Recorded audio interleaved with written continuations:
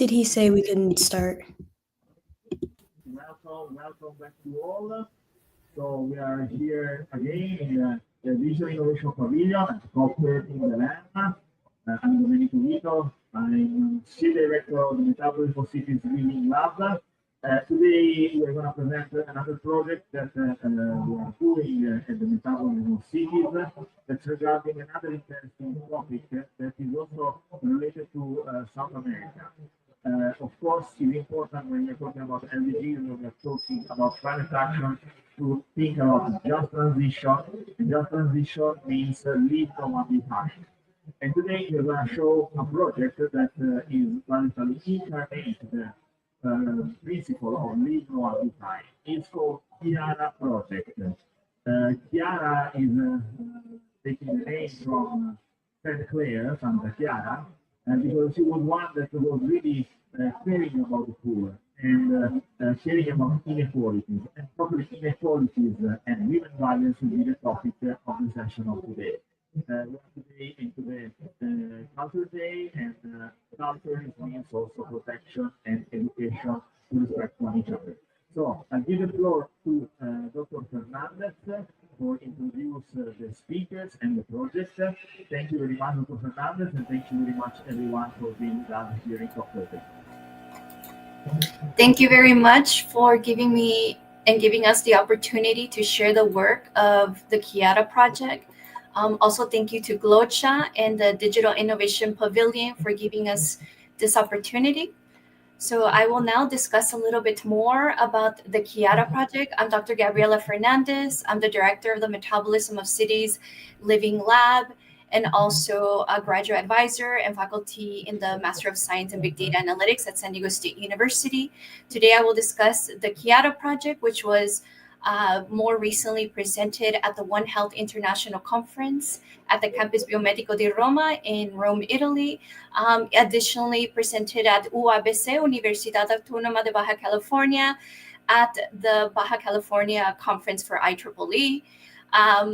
What we do at the Metabolism of Cities Living Lab is advocate for those that are currently being left behind. In order to meet the SDG goals, we have to make sure that everyone is considered. We work on projects regarding vulnerable communities across not only San Diego and Mexico, but also internationally in different areas around the world, focusing on data-oriented solutions, also working on developing citizen science activities, as well as art exhibitions in order to create awareness about the SDGs. And that is what is happening around us with the Leave No One Behind concept of the SDGs. The Chiara Project is composed of graduate students from UABC, as well as San Diego State University, with Dr. Domenico Vito, Erin, Eddie, Rita, Pilar, Marina, Jesus, Dr. Aldo, Dr. Juan, Dr. Eduardo, and Dr. Omar from the University in Colombia. The Chiara Project is a collaboration with several different borders, let's say focusing on San Diego State University, advocating for San Diego, California, Universidad Autónoma de Baja California, focusing on Mexico, and the Universidad Simón Bolívar in Colombia, Cucuta. We're focusing on the injustices that women face along the border, focusing on several aspects from healthcare, discrimination, disparities, a lack of services that are, let's say, occurring in these different 4 international borders. Our project focuses on developing awareness using GIS mapping technology, creating awareness through documentaries, as well as through let's say more public perception, attitudes and behaviors through a survey. So why does this research matter? Currently along the U.S. Mexico border and Venezuela-Colombia border, women are faced with intersecting challenges from health inequities, digital apartheid, and climate vulnerabilities. So climate change and socioeconomic inequalities amplify risk in underserved communities. And as a research team, we are dedicated to create more awareness about these different injustices that are happening in our borders. The only way to guarantee human rights for all is to defend the rights of those most vulnerable, currently those that are being left behind. This is a really interesting and great quote to consider. Here we can see the U.S. Mexico border, all the different injustices that are happening. now in today's climate. Also, we see a lot of migration patterns happening along the Venezuela-Colombia border that Dr. Omar Rosso will explain quite a bit more. In order to create more awareness, we wanted to highlight where are these hotspot areas that are occurring along our international borders, along U.S. And Mexico. So we created several different interactive visualization dashboards in order to identify those different injustices that are happening. And today we will have a brief presentation of those different highlights along the U.S. and Mexico border, particularly San Diego and Tijuana border. The idea, again, is to develop and create, let's say, awareness of all these different injustices that are happening in order to make sure that we advocate for those that are being left behind. Additionally, created several different interactive dashboard visualizations that will be shared later today. It's not only about identifying the location of these different vulnerabilities, but also advocating for those with their voices. So we have distributed a survey along the Tijuana and San Diego border in order to understand what are the attitudes, the behaviors, and perceptions, and also those different stories that are happening along the borders. So we have around, as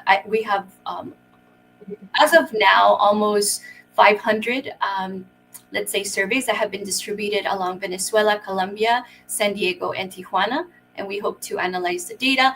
Now I will just share a quick video. This is a video that we showcase in order to create awareness about the injustices of women regarding human trafficking along the U.S. Mexico border. So I will share this video that was by one of our students. Mi nombre es Luz Julia Vargas Jaime. Countless women and children never reach the other side. Mi nombre es Mayrena Torres. Their stories remain unheard, lost in the chaos of a world uprooted by climate crisis, conflict, and corruption. Mi nombre es Neri Zuley Rico. This is the border, a place where every crossing carries the weight of endless journeys, marked by pain, hope, loss, and unyielding grit. Lives collide, dreams are tested, and resilience takes center stage. The border is a meeting place of contrasts, a vivid palette of culture, tradition, and resilience, where bright artisans' colors, fragrant street food, and the rhythmic pulse of mariachi music tell the stories of its people. It is alive with the voices of street vendors calling out their wares, the laughter of children chasing soccer balls through dusty streets, and the quiet determination of farm workers rising before dawn to tend fields on either side of the divide. The border is a living mosaic, a melting pot of first-generation immigrants, low-income families, farm workers, and dreamers searching for opportunity. It is a place of undeniable beauty, but also of stark disparities. The colors of its artisans, the diversity of its people, and the flavors of its cuisine shine brightly, yet they mask the shadows that loom behind the vibrancy. The soft crash of ocean waves meets the industrial hum of factories and warehouses, while sprawling suburbs press up against pockets of low-income housing. Beaches filled with tourists stand in contrast to the shelters where immigrants' families seek a new start. Behind this vibrancy lies a harsher reality, a daily struggle for dignity, safety, health, and justice. This is the border, a line drawn on a map but lived through the bodies and souls of those who traverse it every day. It's both a lifeline and a barrier, a symbol of opportunity for some and a reminder of systemic inequalities for others. And for the women who call this place home, the challenges they face are as enduring as the border itself. These are their stories. Yeah, and I wanted to showcase this documentary trailer as of now because it is very important to share the storytelling. And during this documentary, we hear voices from different women in their experiences of being human trafficked, but also their experiences not having enough lack of resources that are pertaining to women. This couldn't have been possible without Julia Sanz, who is our voiceover, as well as Erin, who was our editor, Erin Seitzler. She's a journalist student at San Diego State University. And so Why are we doing this? We have been collecting data now for the past couple months through surveys, by developing interactive dashboard visualization, creating this short documentary. But always the idea is to create awareness and share the storytelling of these women along the U.S. Mexico border as well as Venezuela-Colombia border. They all deserve a voice, and that is our duty as researchers. The broader impact is that currently elevating women's voices and lived experiences is very important, providing tools for decision makers to act on climate and health injustices, and straining cross-border solidarity and resilience, building pathways for equitable and sustainable futures, as well as advocating for those that are currently being left behind. We continue to work closely with our students as well as our partners along the U.S. Mexico border and Venezuela-Colombia border to make this, research possible. More recently at the World Food Forum, we connected with the ambassador of Colombia. The goal is to continue this research to try to continue to create more advocacy among women along the injustices that are happening. So now I will turn it over to Dr. Vito. We have our student that is presenting, Marina. So feel free to start the presentation. Yes. Perfect. Let me just share my screen.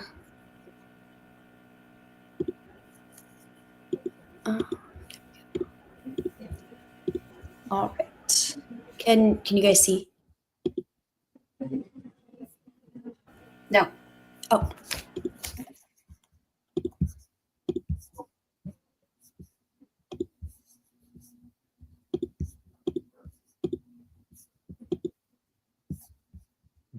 You have to share the entire screen and you have to go to the slide.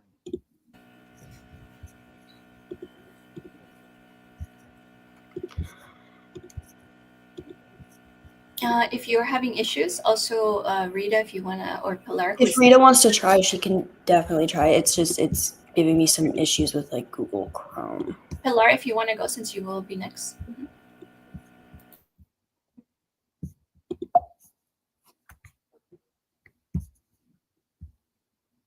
Okay. Don't select now the slide. So you share your screen. Okay, perfect. The last, okay, go to present. Presentation closer. Hereby share on the side of the student. Perfect. Okay. Go to present. Perfect. Go.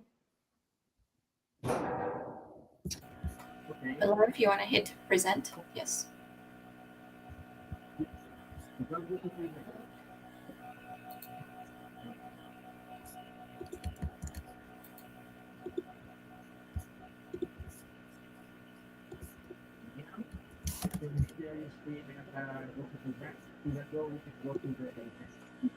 We cannot hear you, Pilar. Oh, Rita, are you okay with sharing it real quick?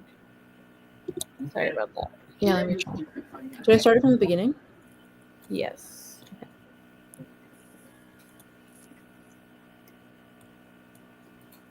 And eventually go to the next speaker. Dr. Fernandez, I don't know if there is a possibility to share the screen of Marina, but we have to go to the next speaker.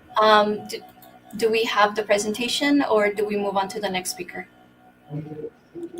No, we cannot do the presentation. So, or Marina can go without presentation. So we have to go to the next speaker. Okay, so we're okay now. Go ahead. Agree. Let me know when you want to move to the next slide. Okay, perfect. Sorry about that, guys. Thank you for the introduction, Dr. Fernandez. We can go to the next slide. Yeah, so as she said, this project is a collaboration between researchers at San Diego State University and the Universidad Autónoma de Baja, California. Next slide, please.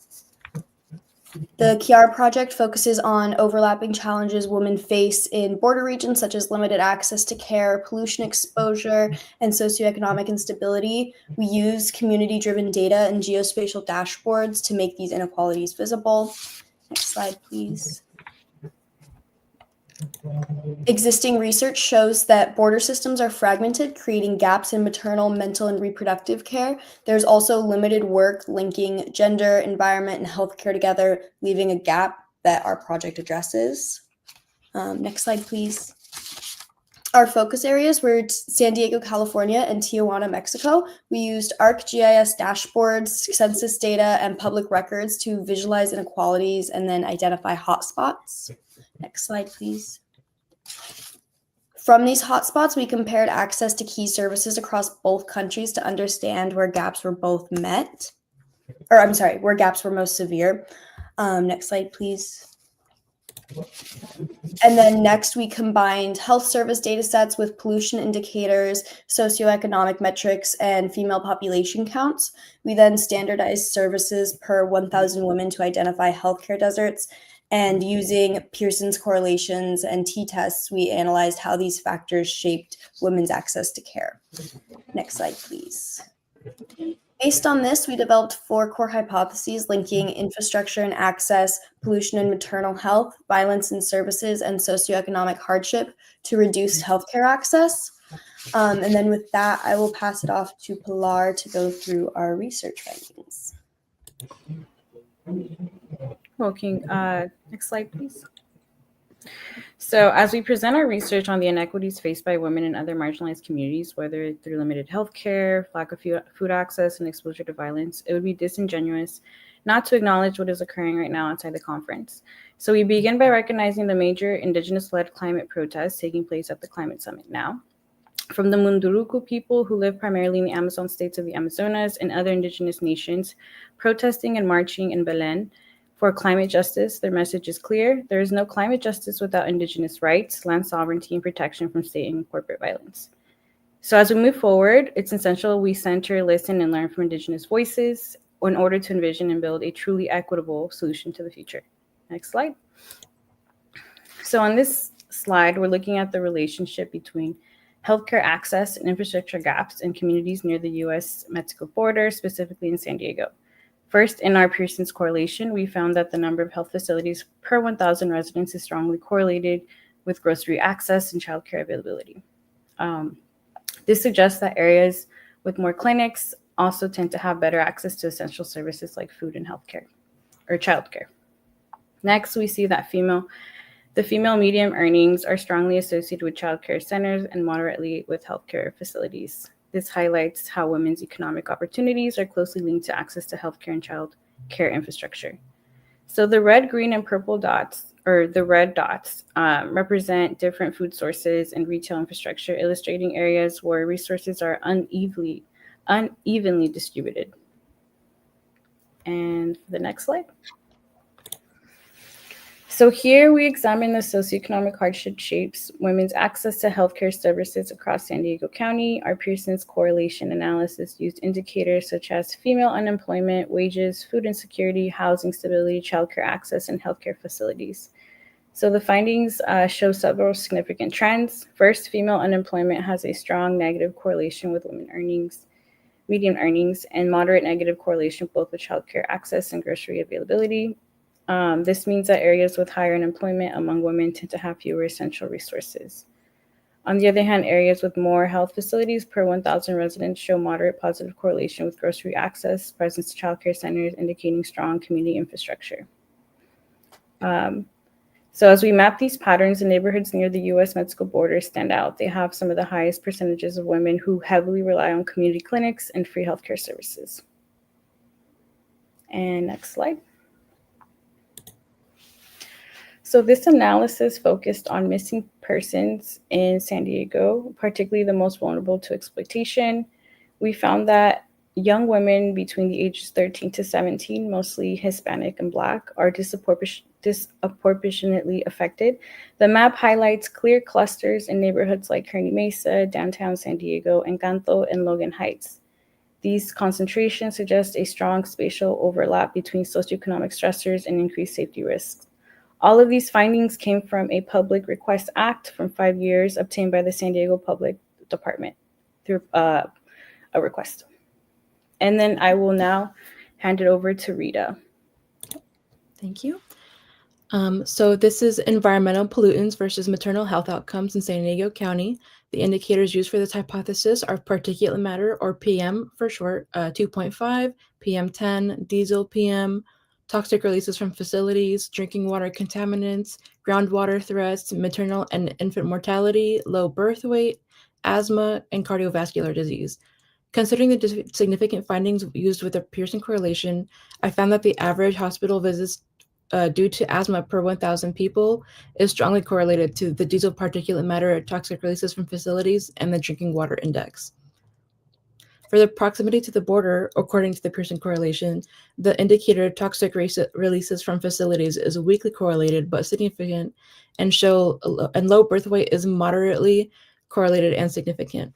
With these findings, I think they are partially support the hypothesis where some environmental factors correlate to health outcomes. There were no significant correlations to maternal or infant mortality. This could be due to the lack of sufficient geographical data, and on the San Diego County side, there was only county-wide data over the last 5 years available.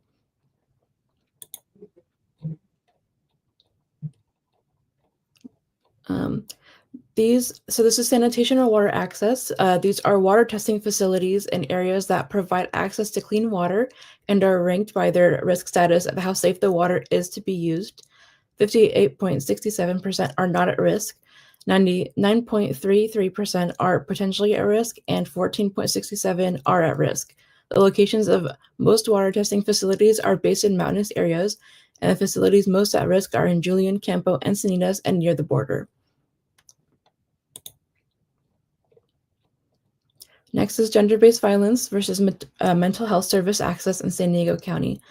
The indicators are domestic violence reports, crime and safety, human trafficking cases, mental health services, and legal support and advocacy. The significant findings for this hypothesis are also interpreted with the Pearson correlation and are the average legal advocacy locations per 1,000, which is moderately correlated and significant for human trafficking and domestic violence cases. As for proximity to the border, the human trafficking is moderately correlated and significant, while legal advocacy is also moderately correlated, but not very significant. I found that these findings reject the hypothesis because we show more legal advocacy locations where human trafficking and domestic violence cases are higher. Regarding distance, the closer to the border, the higher the cases for both human trafficking and domestic violence cases are reported. In regards to crime and safety and domestic violence, the top 5 cities reports were downtown San Diego, Chula Vista, Oceanside, Escondido, and El Cajon. And the main type of attack that was reported was simple assault.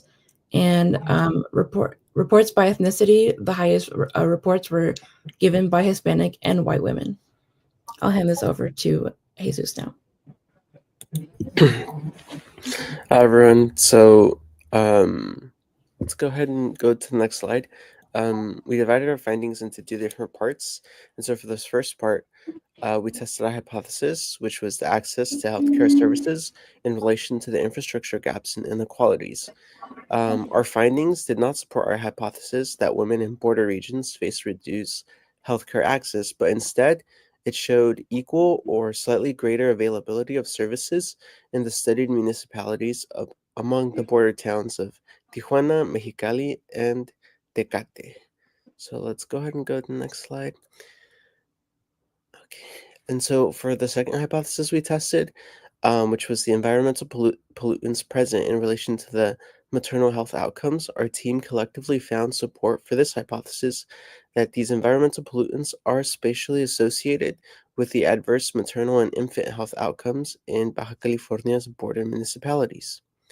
So next slide. And for our third hypothesis we tested, which was the gender-based violence in relation to mental health services, our findings supported the hypothesis that border municipalities with higher levels of gender-based violence encountered structural barriers to legal, shelter, and mental health services. This suggested that the proximity of the U.S. Mexico border is linked to heightened vulnerability for these communities. Let's go to the next slide. Thank you. And so for our fourth hypothesis, we tested the socioeconomic hardships in relations to healthcare access and outcomes. Our findings suggested that these municipalities with lower female employment and higher food insecurities did in fact experience reduced access to healthcare, particularly in the mental health field and the reproductive services. Next slide. Okay, and so for our second part, we're going to break down a little bit more about violence and women's experiences across these different municipalities. So next slide. So this slide breaks down the different types of violence that women experience across um, the municipality of Tijuana, Mexicali, Ensenada, and Playas de Rosarito. So there was 453 total cases of violence reported, and 70 of which were in Tijuana Zona Centro. Next slide. Additionally, 498 cases were reported sexual violence, um, and 101 women also reported being victims of human trafficking. So next slide. So here we're just showing a chart of cases of violence against women distributed across the different municipalities. And based on our 2021 data, we see that Tijuana alone accounts for nearly half, 45.9 of all reported cases. This means that almost 1 out of every 2 cases of gender-based violence in Baja California occurs in Tijuana. Next slide. Okay. So this slide highlights the scale of violence faced by women in Tijuana. According to Inequities and survey, we found that 3,468 reported cases of violence against women just in 2021 alone. Next slide. So here we're showing a map of neighborhood level patterns of violence and crime in Tijuana, particularly violent incidents affecting women. And we can see that the highest concentration of incidents occur near Zona Centro. As it spans across the available resources to the right, we can see gaps in services where there's need for more health centers. Okay, next slide. Okay. So, in summary, our analysis revealed that gendered health inequalities are deeply rooted and spatially patterned, crossing borders but manifesting in unique ways on each side. In Tijuana, limited access to healthcare and mental health services intersects with higher rates of gender-based violence and socioeconomic vulnerability, while in San Diego, structural barriers and environmental disparities cause similar pockets of exclusion. Together, the data shows how addressing gendered health injustices require not only improving access to care, but also rethinking how geography, infrastructure, and policy shape women's lives experiences across these border regions. Thank you.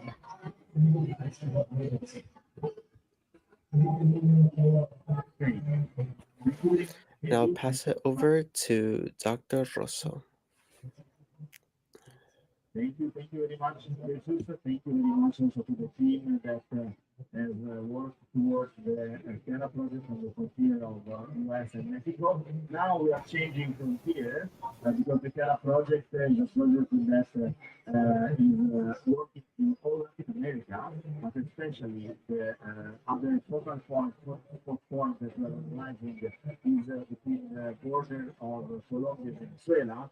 And I'm very pleased to introduce Dr. Omar Rosso from the San Simon Bolivar, which has strengthened a great collaboration properly to work on these topics, also linking with education. Today is a cultural day, and it's important to reiterate also this message. So, Dr. Omar Rosso, we are very pleased to have you here with us. The floor is yours. Thank you very much. Okay, thank you. I am going to share my screen. If you have a problem in sharing, you can just share the link in the chat and we will provide to share, okay? Can you see my screen? Yes. Okay, thank you. First of all, I want to give thanks to Doctora Gabriela Fernandez and Dr. Domenico Vito for the invitation to this important meeting. At the same time, COP30. Okay, citizens exist at the border, but they also coexist. Migration is common at borders, and this is especially true in Latin America. But what is migration? It is the movement of people from one place to another, either at the same country or across international borders, with the intention of changing their place of residence temporarily or permanently. People are currently moving around the world much more easily than in the past. The massive and unplanned movement of people also generate environmental impact on both local and global, like, like ways it impacts humans, animals, and environmental health. Where is the city of Cucuta? In this map, we can see the border between both countries, Colombia and Venezuela, divided by the Táchira River. Colombia, Cucuta, it is located in the border. I want to especially talk about the Chiara Project, which we are intersecting jointly with San Diego University and in the United States and Universidad Simón Bolívar in Cúcuta, Colombia. Colombia and Venezuela share a long border line of 2,200 kilometers. We can see on the map the location of Cúcuta on the border between Colombia and Venezuela. Cúcuta is a complex city where various criminal gangs operate.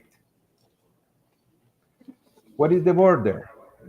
We can see at the left Cúcuta and on the right we can see Venezuela.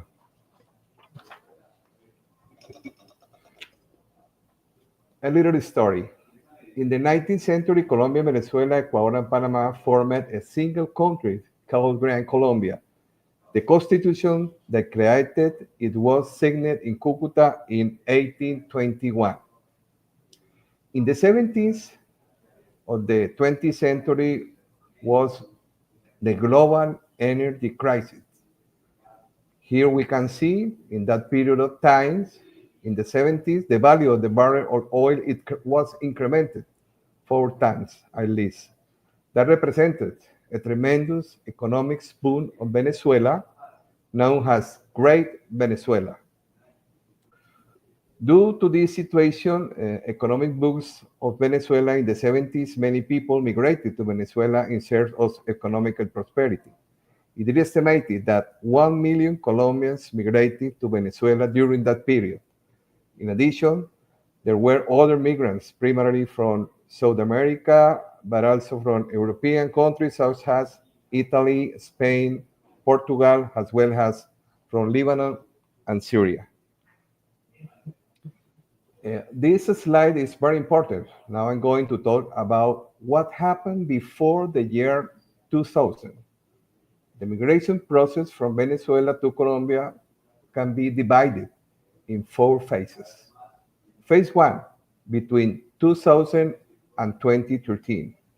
The first decade of this country brought political changes to Venezuela, which also led to a profound social and economical crisis. The first phase is characterized by a transition. Phase 2, starting in 2014. This phase is characterized because Venezuela closed the border between both countries. The migration patterns becomes to be more vertical, as we can see on the image. Third phase, from 2019 to 2022. In this phase, the migration pattern becomes even more vertical. This is due to the protection status that Colombia granted to Venezuelans. Fourth phase, this is a period of stabilization. A slight decrease in the trend can even be observed. According to data from Migration Colombia in May 2025, there are 2,800,000 approximately Venezuelan migrants in Colombia. That represent 5.62% of the total population of Colombia. This is a big quantity. 1.8% are female, and 48.16 are male. Migration from Venezuela in Cucuta. In this moment, there are estimated in Cucuta too many people living in Cucuta, many Venezuelans living in Cucuta. There are estimated 240,000 of migrants from Venezuela, represent approximately 25% of the total population of Cucuta. It is a big quantity for this city. It is interesting to observe that the most of migrants are between 18 and 29 years old, a young population. Then here we can see some images, what happened in 2015. Before 2015, this border was a street of coexistence, a peace border. It was the most active border in South America. 2015, the border between Colombia and Venezuela was closed by Venezuela. This represents the beginning of the phase two, the mass exodus of Venezuelans to all the world, especially through the BRICS Simón Bolívar. The phases of the crisis situations on the border. Other people, other Venezuelans crossed across the Táchira River. Most of the mass migration was done by walking through Colombian highways, many of them with extreme temperature. Some of them have died. The migration of Venezuela now has the Venezuelan diaspora spread through the Americas and also to other continents. The map shows the distribution of Venezuelan refugees and migrants in Latin America. The most are in Colombia and Peru. Almost 8 million of Venezuelans have migrated, and they are now in different parts of the world. That represent 26% of the total population of Venezuela. We can see that Colombia and Peru are the most, Brazil, USA, Chile, Spain, and others. Some consequences of the migration, especially in Cucuta. Collapse of the health system in Cucuta. Occupation of public space like parks, streets, and others. A poverty situation, unfortunately. Challenges of violence. The ranking of Cucuta is the 39th position, like the most violent city in the world. It is important to say that several criminal gangs, guerrillas, and narcotics operates in the region. The system education has been overstressed.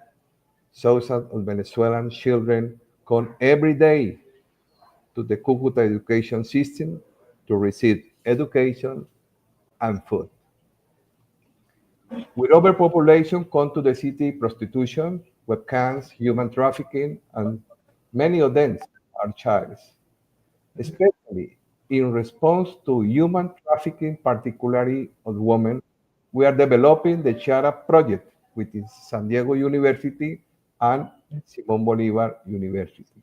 Our goal is to understand and contribute to solving this serious problem affecting many women, especially migrants in the city of Cucuta. As a result of the working or the research that we are doing, the concept of a new citizen for this new world, educated in the elementary school, high school, bachelor, and university about the integral citizen. I want to share with you the new citizen that the new world order requires. A citizen grounded in rights, political rights, civil rights, and social rights. A cosmopolitan citizen for the new world. A citizen who contributes to the economic, to a stranger society. A digital city prepared for the new challenges of technology. A multicultural a multicultural citizen who accepts difference within the equality we have as human beings, an eco-conscious citizen who contributes to sustainable world. Finally, at the top of the tree, a citizen who fights for a better world, our common home, as Pope Francis said in the encyclical Laudato Si. A well-educated citizen who contributes to One Health. For this reason, we must begin educating children, especially in elementary school. They will be the well-rounded citizens of tomorrow. Thank you very much. Thank you very much, and also for your presentation. So today is a special day, and also the top here in GDPR regulated authority. We are here listening to this side event. I want to invite you briefly. I know that I'm a little bit late, but if cheers, please. I will invite Excellency Susana Mometes, has been Ministry of Environment of Colombia and also President of the Conference of Biodiversity in Cali. So thank you very much for being with us. I want to give the floor for some remarks. Thank you so much for the invitation and for being able to be here listening to this research and this work, especially to correlate health indicators with environment. I think health is one of the main drivers that can connect citizens in the climate crisis.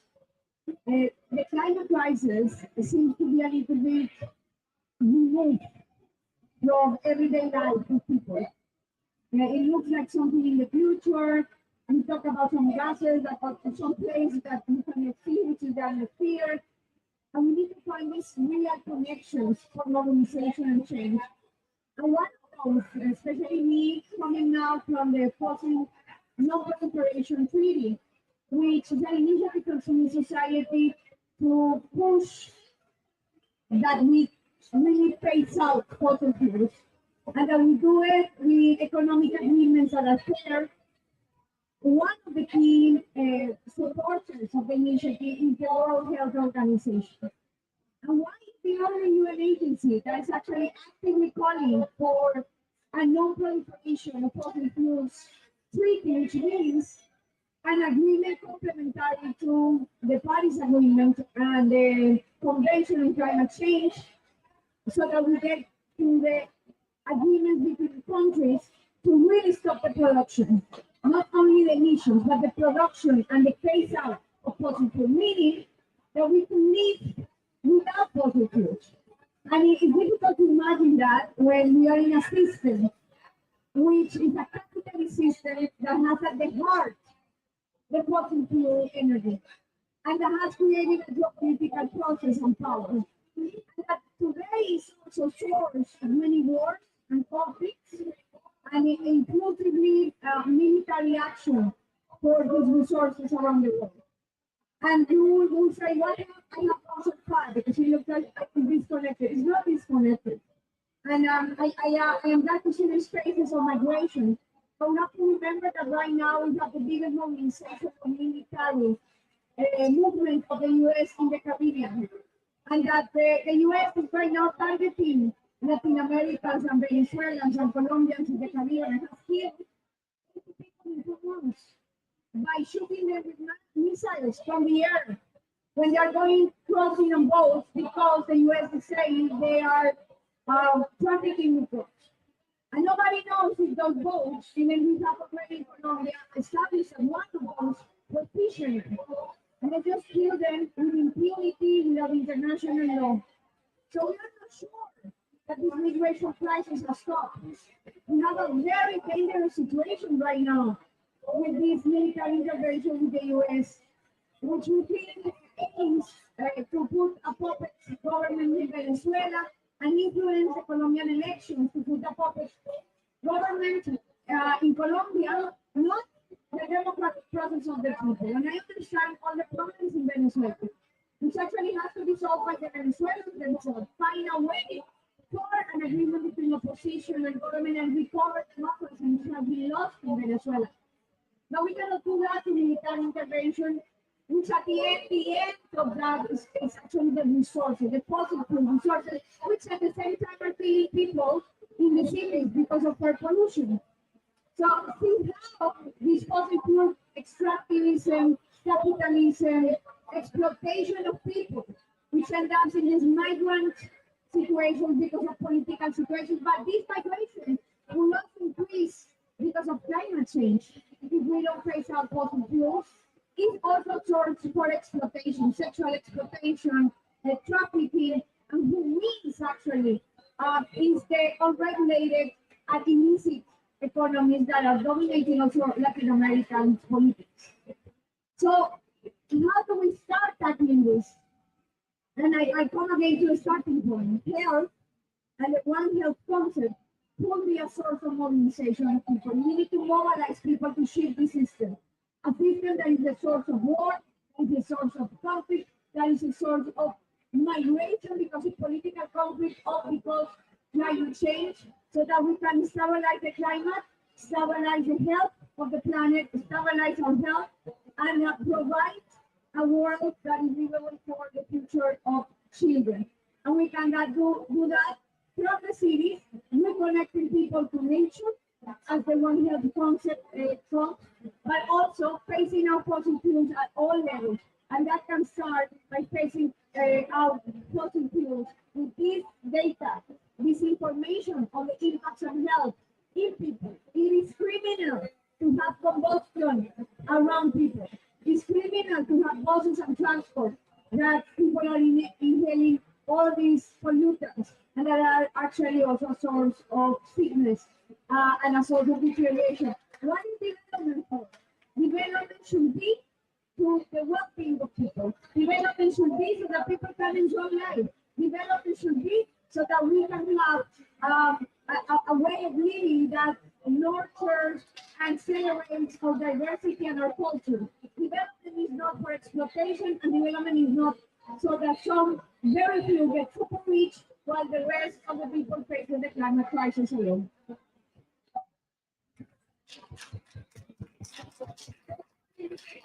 Thank you very much. A big applause for Excellency Susanna Mohamed.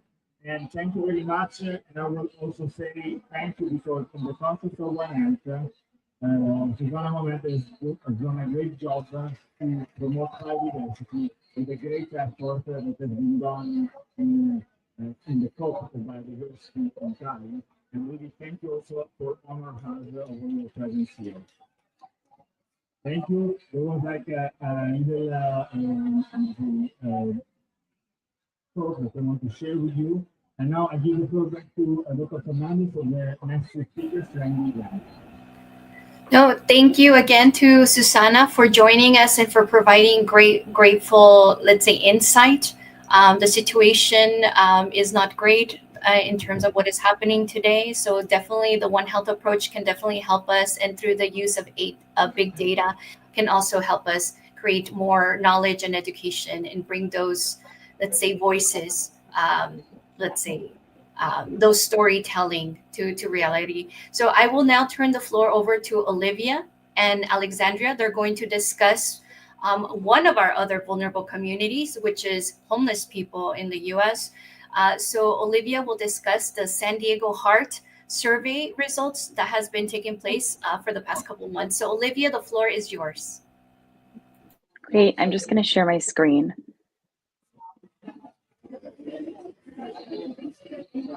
Can everyone see my screen? Yes, please go ahead. Great. Good morning, everyone. We're so excited to share our research with you all today. My name is Olivia Pugsley, and I'm a second-year Master of Public Health student at San Diego State University in California. And I'll be presenting alongside Alexandra Nguyen, a graduate student in Big Data Analytics at San Diego State University. Today, we'll be presenting insights from the SD Heart survey we conducted this year. SD Heart stands for the San Diego Homeless and Health Equality Research Team, which is a San Diego State University-based research initiative that aims to enhance the understanding of the experiences, needs, and perspectives of unhoused individuals in San Diego County. We conducted 2 rounds of data collection, one in March and another in May, and our team consisted of the SD Heart Survey Team, the Downtown San Diego Partnership, MTS, and SDSU student volunteers. We conducted the survey in downtown San Diego, which is located in Southern California in the United States. We created an online survey using ArcGIS Survey 123 and conducted the survey online using volunteer cell phones. Our survey included 31 multiple choice questions and 3 open-ended questions focusing on 4 main themes: demographics, safety and security, health and well-being, relocation and movement, and housing and services. And altogether, we completed 94 in-person interviews and 6 long-format video interviews. We have hosted several community events to share our research, survey results, and ask community partners and students for feedback. We hosted the SD Heart Consortium in June and the Big Data Hackathon last week, which challenged students to develop innovative solutions to address homelessness in San Diego County. We'll start with demographic characteristics. 8% of our respondents were between the ages of 8 and 29 years of age. 64% were between the ages of 30 and 59 years, and 28% were between 60 and 79 years of age. About 38% identified as non-Hispanic white, 31% as non-Hispanic Black, and 14% as Hispanic. 24% had not finished high school, while 32% had a high school diploma or GED, and 22% had completed some college. A majority of our respondents were male, with another 25% identifying as female, and 3% identifying as transgender or other. That gives you a look at our demographic makeup of our sample, and now we'll look at their opinions on safety and security. A quarter of respondents felt very unsafe in their current environment, and when it came to shelters, a majority had not stayed in a shelter in the past month, with 29% saying the overall safety of shelters was somewhat safe. Finding a shelter proved to be a major issue, with about 44% saying it's usually a problem. And interactions with law enforcement leaned negative, with 30% describing their interactions as very negative. This data shows us that safety alone doesn't determine whether people use shelters, and that other barriers clearly play a role. When asked about their health and well-being, nearly 2/3 of participants reported existing health concerns, and half rated their health as good or fair. 42% of respondents said they weren't able to receive treatment at all, and 33% said that getting enough food to eat is usually a problem. The top factors that led to homelessness were family loss or conflict, followed by loss of job and disability. We also looked at how often people move and why. Nearly half had slept in a public space that night, with 30% saying they sleep at this location every night. About a third said they changed locations several times a week, and when they changed locations, about 1 in 5 said it was never their choice. The most common reasons for selecting a location to stay were safety and closeness to resources. Finally, when asked about housing and services, 37% had been without stable housing for 1 to 4 years, with another 21% being without housing for more than 10 years. People typically hear about other locations to stay from other people experiencing homelessness or friends and family. And when asked about accessing services, the biggest challenges were problems with phone, internet, and power access, or unwelcoming or disrespectful experiences. Complete results from the multiple choice section of our survey are available on our public Tableau dashboard using this QR code. And that covers the key survey findings from multiple choice questions. And Alexander will now discuss the open-ended questions. Thanks, Olivia. Thank you. Thank you very much for your presentation. All right, so towards the end of our survey, we had 3 open-ended questions. The first one being thinking about the next year, what future plans do you have? Followed by what assistance or resources would help you achieve stability or improve your well-being? And then finally, do you feel a sense of belonging with the people around you? If so, how? Next slide. This is just a word cloud or word frequency chart indicating just the frequency that the participants said when they talked about like their needs, goals, and communities. So just looking at, the 3 specific themes, we heard a lot about housing, work, and employment.